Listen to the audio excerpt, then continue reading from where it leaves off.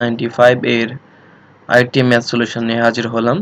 আজকে page number 95 এর 2 number যে অঙ্কটি সেটি সলিউশন করব আজকে। 2 নাম্বার অঙ্কটি হচ্ছে যে there are 5 students in the first bench, যে এখানে প্রথম বেঞ্চে হচ্ছে 5 জন স্টুডেন্ট। দেন কি বললো যে 6 students in the second bench, যে দ্বিতীয় বেঞ্চে হচ্ছে 6 জন শিক্ষার্থী। and 8 students in the third bench in a class, এবং তৃতীয় যে বেঞ্চটি ওইখানে প্রায় কত লেখা এখানে যে 8 students in the third bench, যে 8 জন ছাত্র ছাত্রী হচ্ছে তৃতীয় বেঞ্চে। এখন প্রশ্ন হচ্ছে ইফ ইউ পে টাকা 1 টু ইচ স্টুডেন্ট, যে প্রত্যেক স্টুডেন্টের জন্য যদি আমি 1 টাকা ব্যয় করি বা পে করি বা টাকা দেই, how much money will you need, তোমার কত টাকার প্রয়োজন হবে। তাহলে প্রতি স্টুডেন্টের জন্য যদি আমি 1 টাকা খরচ করি বা দেই, তাহলে এখানে এই যে প্রতি বেঞ্চে লেখা 5 জন স্টুডেন্ট, প্রথম বেঞ্চে ছিল 5 জন স্টুডেন্ট, তারপরে সেকেন্ড বেঞ্চে ছিল 6 জন স্টুডেন্ট, তারপরে তৃতীয় বেঞ্চে ছিল 8 জন স্টুডেন্ট। এই প্রত্যেক স্টুডেন্টের সংখ্যাটা যদি আমরা টোটালটা যোগ করি, টোটাল যে সংখ্যাটা আসবে স্টুডেন্টদের, ওই সংখ্যাটা হবে একজন স্টুডেন্টের যদি হয় 1 টাকা, তাহলে টোটাল সংখ্যাটা থেকে আমার গুণ করলেই অঙ্কর যে সমাধানটা এটা বের হয়ে যাবে। এখন আমাদের সলিউশনটা কিভাবে হবে, তাহলে সলিউশন হবে আমাদের লিখতে হবে যে দেয়ার আর 5 students in the first bench, যে আমার কোয়েশ্চনে যেটা লেখা ওইটাই আমার লিখবো আমি গুছিয়ে, যে দেয়ার আর 5 students in the first bench. তারপর আমরা কি লিখলাম যে 6 students in the second bench এবং and 8 students in the third bench in a class. একটা শ্রেণীকক্ষে এই প্রশ্নে আমরা যা দেয়া ওটাই লিখলাম।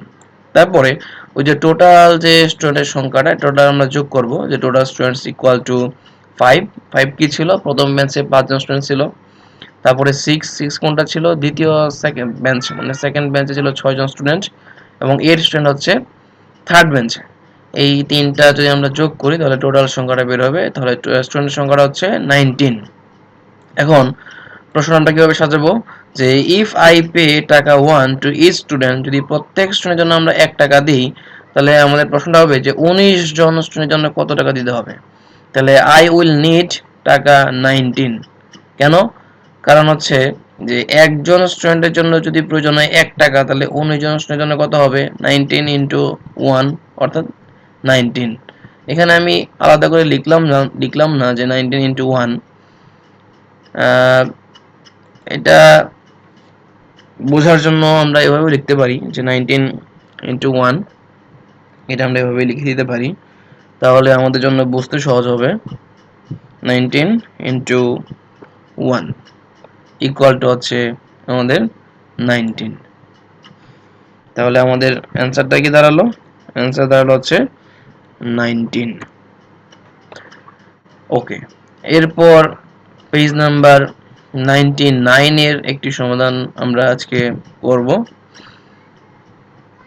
এখানে 99 পেজের যে অঙ্কটি সেটি হচ্ছে 2 নম্বর যে অঙ্কটি, সেটি হচ্ছে যে Raju's father works 8 hours in a day, যে রাজুর বাবা একদিনে কাজ করে হচ্ছে 8 ঘন্টা।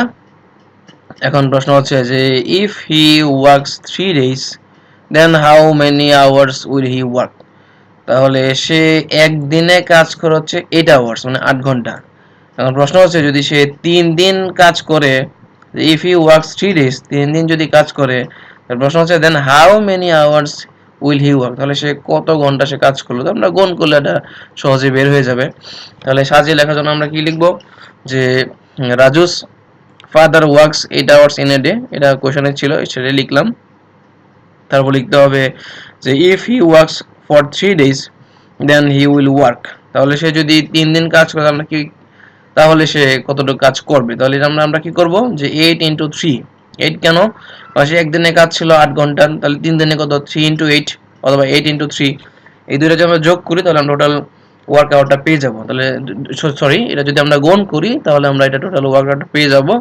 তাহলে 3 8 কত হবে 24, 24 আওয়ার্স, তাহলে অ্যান্সারটা হবে 24 আওয়ার্স।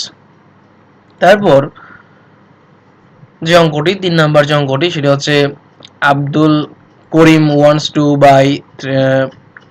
বাই 3 স্টোরি বুকস, যে আব্দুল করিম সে চায় 3টা গল্পের বই কিনতে।